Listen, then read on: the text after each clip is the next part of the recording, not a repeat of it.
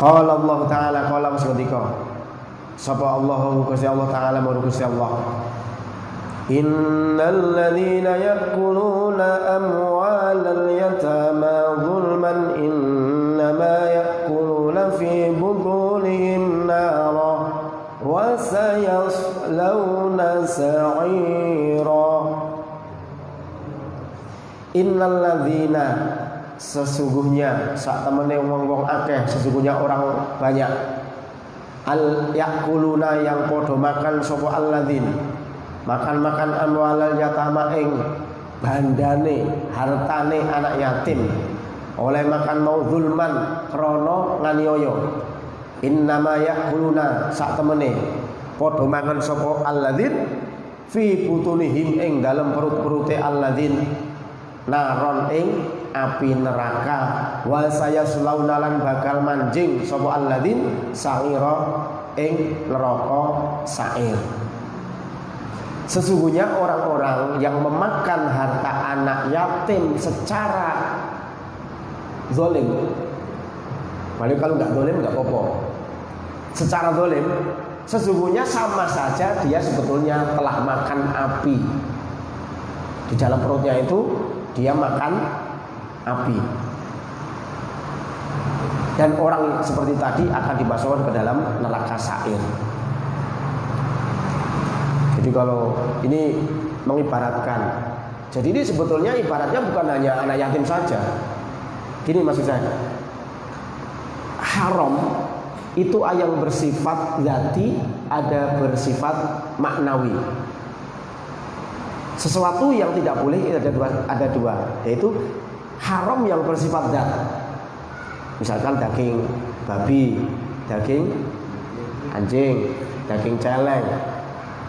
Itu sifatnya zat. Jadi itu haram. Memang itu sudah diharamkan oleh Allah sifat dengan zatnya. Bisa dipegang, tapi ada yang bersifat maknanya. Ada pelem tetangga kok mateng malam-malam petek aja dah dimakan.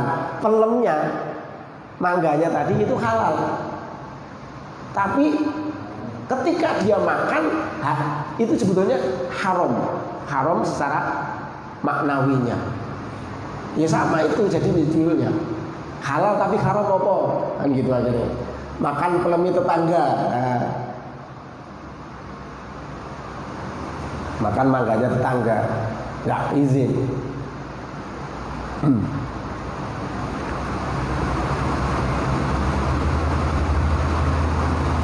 Jadi ini dikiaskan in alladzina ya'kuluna amwalal yatama zulman innama ya'kuluna fi butunihim nar.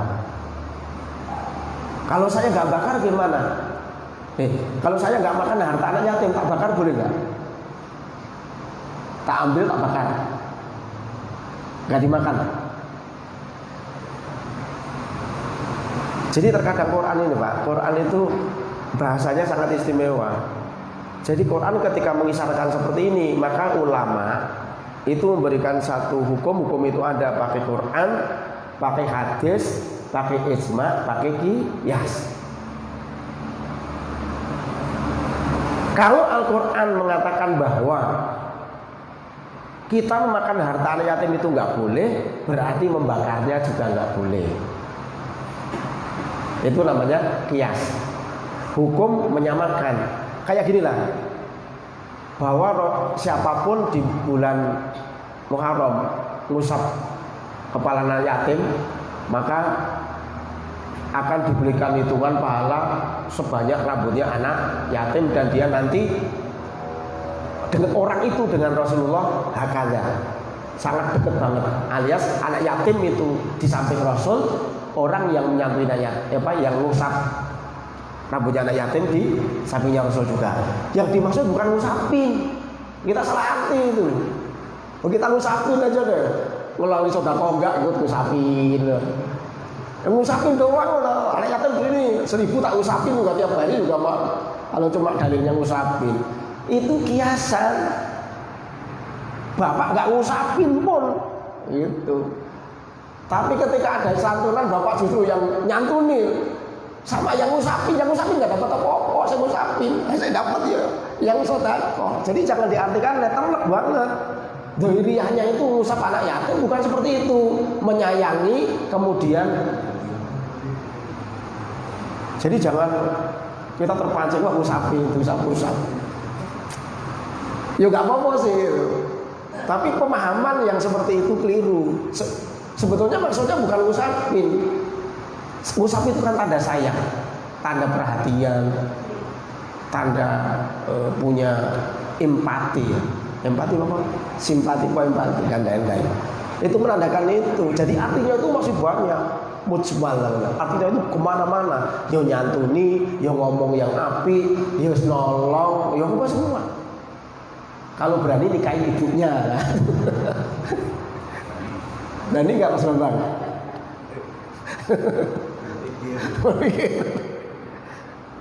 Satu aja udah pusing ya, ngomel-ngomel mulu. Ya. Itu maksudnya seperti itu. Kita kadang-kadang ketika baca Quran terjemah, ngusap anak-anak. Bukan itu maksudnya Gusti Allah. Ya. Itu bahasa balaghah. Itu bahasa yang sangat tinggi dan itu artinya sangat luas. Jadi jangan ngusap-ngusap doang. Ngusap-ngusap doang ya nggak ada artinya ngusap-ngusap doang. Anak nangis, anak yatim nangis kelaparan disapu-sapu bisa-bisa. Jaluk nasi itu minta nasi bukan minta disapu-sapu. Anak yatim itu nggak teriak malah disapu-sapu. Apa gue nangis? Aku lapar banget soalnya belum makan, nangisnya disapu-sapu makanya doang. Maksudnya bukan seperti itu. Jadi inilah pemahaman satu hadis atau Quran itu harus kita memakai sanad para ulama ya seperti itu. Kalau kita baca sendiri, taunya ngusap aja gitu. Cari pemahaman para ulama, ngusap itu artinya apa gitu misalnya. Sarah-sarah misalkan sarah hadis. Imam Nawawi, Ibnu Hajar Asqalani misalkan yang bermadzhab Syafi'iyah, itu maksudnya apa? Jadi kalau kita baca terjemah wes kacau. Mendingan ngasih nama saya begini dengerin. Wes mau ngikutin aja beres. Terjemahnya juga keliru gitu kan. Dengerin wes sambil ngantuk-ngantuk wes gak apa-apa lah. Ngantuk-ngantuk wes. Judulnya kan ngaji itu. Tapi kan punya nilai ngaji ya, masih ngantuk kan. Kalau ngantuk punya nilai ngaji nggak? Punya. Walau ngantuk di pengajian tetap punya nilai ngaji. Kadang-kadang kita kurang gitu ya ngaji, misalkan belum bisa ngamalkan kekurangan kita. Terus ngaji kok ngamalkan ra iso, tapi masih punya keunggulan ngaji. Daripada nggak ngaji, orang ngamalke, kalau ngamalke enak. Jadi orang yang sudah melangkah di dalam beribadah itu dengan alasan apapun istimewa. Maka jangan nyesel ngaji nggak iso. Kok ngaji belum bisa? Nggak usah nyesel. Itu udah istimewa, dikasih bisa duduk di pengajian udah istimewa. Karena itu berarti Allah memperhatikan. Dulu waktu nggak ngaji kayak maksiat itu santai aja. Sekarang begitu maksiat dikit jatuh, mas. Begitu maksiat dikit keliru dikit ditegur oleh Allah. Ya berarti ada manfaatnya ngaji itu. Jadi kita kadang-kadang menilai satu amal ibadah, satu amaliyah itu secara mandangnya secara ini aja Pak, secara simple yang mudah. Bahwa seseorang ketika bisa ibadah itu sudah istimewa. Sholat, walau sholat itu nggak khusyuk, istimewa nggak? Istimewa nggak? Disalahin nggak kamu sama Nabi? Nggak khusyuk. Disalahin nggak Imam Ghazali? Sholatmu nggak khusyuk. Disalahin nggak? Ismu sholah itu udah istimewa. Bapak ketika sholat itu udah istimewa. Ketika gak khusyuk ditegur, ya gak apa-apa. Tapi kami sholat. Nih maksud saya gini, orang yang dekat sama atasan atau orang yang dekat sama kiai, misalkan ya, ini santri ini disuruh belanja kitab, tak suruh belanja di mana? Misalkan di Darul Fikri, belanja kitab. Oh gak ada. Begitu gak ada, santrinya pulang terus, wah saya kitabnya gak ada di sana. Goblok gitu bapaknya. Kalau dimarahin begitu, cari yang lain, jangan di sana aja. Buka Google nyari. Begitu gak ada di sana, gak ada lagi. Digoblok-goblokin lagi. Cari di sana, sepenting cari pun dapat sepenting. Oh, udah beliin tuh melu-melin kan? Sudah beliin kitab sama kiai, masih tuh melu-melin. Dibilang goblok lagi. Akhirnya dia nyari dapat. Kira-kira Pak, santri ini istimewa enggak? Orang ini istimewa. Dia sudah jalankan perintah kiai. Walau tadi tuh melu-melin, tapi dia sudah menjalankan perintah. Kan punya nilai. Nilainya apa? Nilai dia jalankan perintah itu. Kok domelin? Ya gak apa-apa. Kalau gak pengen domelin, ya gak usah. Saya tanya, orang yang tadi mencari domelin sama kiai tadi ya, yang sama kiai tadi domelin belajar sampai bolak-balik domelin dibilang goblok. Wah, kamu gimana tuh gak punya otak, gak bisa mikir ngomong. Itu lebih bagus dia yang domelin dibilang goblok, apa orang yang tidur waktu santrinya tadi disuruh, ada santri lain yang tidur aja, nggak tahu menau tentang kiainya, nyari kitab. Bagusan mana? Bagusan domelin kan? Nah, iya, bagusan domelin. Maka kan ngaji kita itu domelin, seolah-olah salah, gini nggak boleh. Itu bagus malah. Kalau pengen nggak domelin, nggak ngaji masalahnya. Nggak usah ngaji lagi. Tapi kalau nggak ngaji, akhirnya jadi nggak bagus. Lebih baik ngaji tersindir terus, merasa kesinggung terus. Apa yang nggak pernah ngaji? Dihitung kayak apapun lebih bagus yang ngaji. Karena saya coba isbatul hukmi, menetapkan hukum, dia menjalankan perintah ngaji. Jadi kalau sholat nggak khusyuk itu ya udah istimewa. Ayo, siapa sholat yang tadi maghrib khusyuk? Yang adanya khusyuk? Nggak ingat, mau ingatnya Allah doang. Sekarang tak bandingkan, Bapak nggak khusyuk terus, ya dari awal Akbar nggak khusyuk sekarang. Oke, Fatihahnya nggak khusyuk, tahiyatnya khusyuk, itu semua nggak khusyuk, ikutan gitu. Saya tanya, dibandingkan dengan orang yang tidak sholat, baik mana? Ya kan? Bolak balik tetap baik yang jalankan sholat walau tidak khusyuk. Minimal besok bapak itu sudah ditanya, sholat enggak? Sholat. Khusyuk enggak? Ampuni Gusti, enak. Tapi kalau enggak sholat, sholat enggak? Enggak sholat. Ampuni Gusti, dasmu.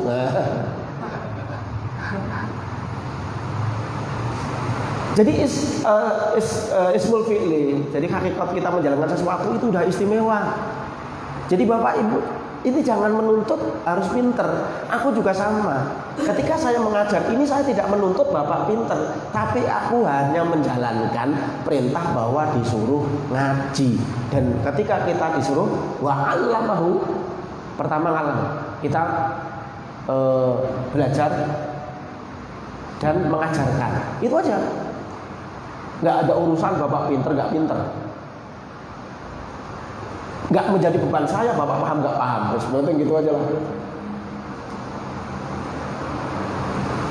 Sepenting kita ini sudah sama-sama sekarang itu duduk di pengajian yang punya saling keterkaitan antara pendengar dan menyampaikan, dua-duanya mendapat keistimewaan derajat dan pahala.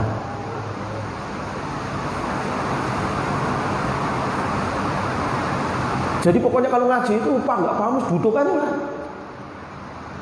Kalau masih ada alasan-alasan, berarti nyembah alasan itu. Kalau mau ngaji kan masih alasannya masih macam-macam. Wah, ngaji begitu ketinggian, nggak paham saya. Berarti menyembah, berarti ilmunya itu dia merasa Allah nggak mampu untuk memberikan kecerdasan. Berarti dia merasa bahwa Allah itu sangat kecil, nggak memiliki kekuatan untuk memberikan kekuatan hatinya untuk bisa menerima ilmu. Itu goblok namanya.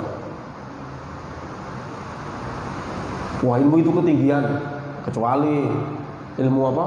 Ilmu pengen kebal, pengen terbang, ya ketinggian, puasa 40 hari nggak boleh makan, suruh di air terus nggak boleh nongol, ya mati lah itu ketinggian kalau itu. Nah, kalau ilmu kayak gini kan nggak ketinggian, kok ilmu kok ketinggian itu? Lu Allah kok dikecilkan? Kita mengucapkan bahwa ilmu Allah itu sangat tinggi sekali, ya memang tinggi. Tapi kalau kita ngomong ilmu Allah ketinggian, berarti kita seolah-olah mengakui bahwa menuduh Allah itu nggak mampu. Allah membuat hati kita itu sangat lemah seolah-olah. Itu kekeliruan. Jadi orang yang punya rumus bahwa ngaji itu ilmunya ketinggian, ilmu itu kekeliruan yang fatal. Tak bilangin kekeliruan yang sangat fatal. Hati menungso itu diisi ilmu yang seberapapun itu akan mampu, kecuali otaknya yang berpikir yang salah. Otaknya yang cara berpikirnya yang salah, cara bersegi pandang pikirannya itu yang salah. Jadi apa? Dipikiri itu nggak sesuai dengan apa yang disampaikan gurunya. Sebenarnya kalau dipikir sesuai dengan kemampuan gurunya, itu nggak ada namanya belajar ilmu kayak gini kok jadi gila, itu nggak ada. Tapi kalau wiridan terus ketarik jadi gila, banyak. Ditolak cewek wiridan, sudah puasa 41 hari, begitu ketemu ceweknya digaplok, gampar masih ya. Pulang-pulang stres ya. Udah puasa 41 hari, begitu ngomong apa? Anak buka, I love you. Di depannya diludahin, ya stres itu. Ya yang kayak gitu itu. Tapi kalau ngaji itu tak jamin ya. Tak jamin tidak akan jadi gila. Andai di sini ada yang gila, berarti bukan karena ngajinya, tapi karena permasalahan peliknya yang nggak diungkapin ke orang lain. Terus jaminan ya, ketinggian nggak ilmunya ini? Ketinggian apa? Hati ini manusia itu sama lautan, itu aja luas hatinya manusia. Ya. Harta dunia ini Pak, harta dunia ini tidak menjadikan Allah itu puas. Tapi yang bisa menjadikan puas itu hati manusia yang sangat istimewa, yang tawadhu, yang ibadahnya luar biasa, yang terhindar dari sifat-sifat itu. Allah itu puas. Tapi kalau dijokin harta benda, Allah nggak akan puas. Mau emas satu berapapun Allah nggak ada artinya itu. Tapi kalau dengan orang mukmin yang ibadahnya rajin, alias sampai dalam tarapan an-nafsul mutmainnah, Allah sampai irji'i ila rabbiki radiyatan mardiyah. Orang itu ridho kepada Allah dan diridhoi. Allah ridho. Radhiyallahu anhum wa radu an. Allah ridho kepada mereka, puas Allah, seneng pol puas.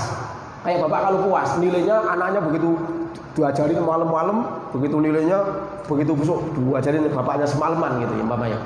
Begitu semalaman, pagi-pagi anaknya tes, begitu pulang, wah dapat nilai 10, wah senengnya banget. Itu namanya puas. Ya kayak gitu loh. Jadi hati kita itu sudah istimewa Pak, udah fleksibel. Mau diisi yang ilmu yang kayak apapun itu akan mampu. Jadi jangan ada rumus bahwa ilmu itu ketinggian. Kitab fikih itu ketinggian. Kitab Minhajul Abidin ketinggian. Hikam itu ketinggian. Jangan ada rumus itu. Nanti kita udah fleksibel Pak. Percaya itu saya. Diyakini itu. Jangan sampai kemasukan virus penyakit-penyakit yang masih terbawa dengan itu ilmunya ketinggian. Ya, cocok gak ini? Cocok nggak? Nggak cocok ya usah ngaji. Itu benar Pak, saya yang tak sampaikan insya Allah benar. Karena pertanggungjawabannya saya punya sanad. Jadi sanad dari guru saya ini nggak mungkin ketika ini saya baca kemudian guru saya mendapatkan pahala. Pahala itu kan langsung dapat laporan, mendapat pahala dari santri namanya ini ngajinya di Al-Hidayah.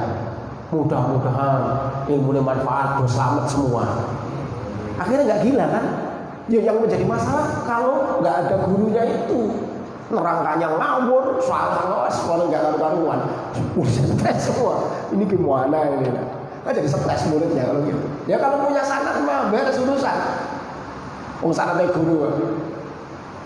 Pesantren nggak ada sekarang kayak Pak Bambang masih. Ya ada mungkin 1-2. Sekarang itu lulus SD itu udah ada pesantren, Pak. Dan ketika ngaji di Termas udah gede-gede kitabnya. Kalau nanti baru umur berapa itu masih SMP kelas 2 kelas 3. Kitab tafsir ahkam udah 2 segini nih gedenya 2 lembar. Nanti kitab apa gitu udah gede-gede kitabnya. Nyatanya di sana nggak ada yang gila, yang blank itu biasanya yang sering kita Ridwan gitu, terus pengen terbang, pengen jalan di atas air, akhirnya dikasih amalan, wah, saking berlebihan, akhirnya blank pikirannya. Tapi kalau ilmu yang disampaikan bersanad, insya Allah enggak. Tapi andai Bapak ketika menerima ilmu ini kemudian kok rindunya kepada Allah berlebihan, mungkin bisa terjadi. Tapi bukan karena ilmunya ya. Tapi Allah menghendaki kebaikan orang itu sehingga menjadi jazab, bukan gila, jazab.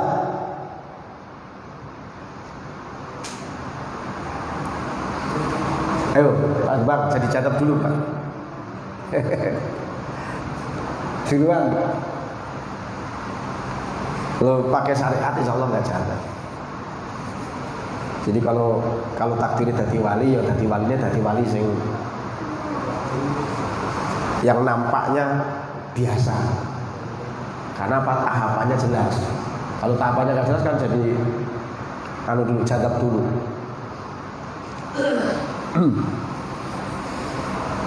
Ya, malah kemana-mana ya. Itu jadi intinya kita masih membahas tentang perut. Jadi perut itu sesuatu yang harus diperhatikan. Tadi baru alasannya baru satu ya. Kenapa kita harus menjaga perut kita dari sesuatu yang haram? Yang pertama karena menjauhi atau takut dari api neraka jahanam. Satu itu dulu, nanti kedua ketiga kita teruskan di pertemuan yang lain. Teman-teman yang pengen ikut pengajian Ihya Ulumuddin, nanti habis sisa langsung kita berangkat di Masjid Subul Salam Rumah Sakit Pasar Rebo, karena ini nanti ke sana. Al-Fatihah.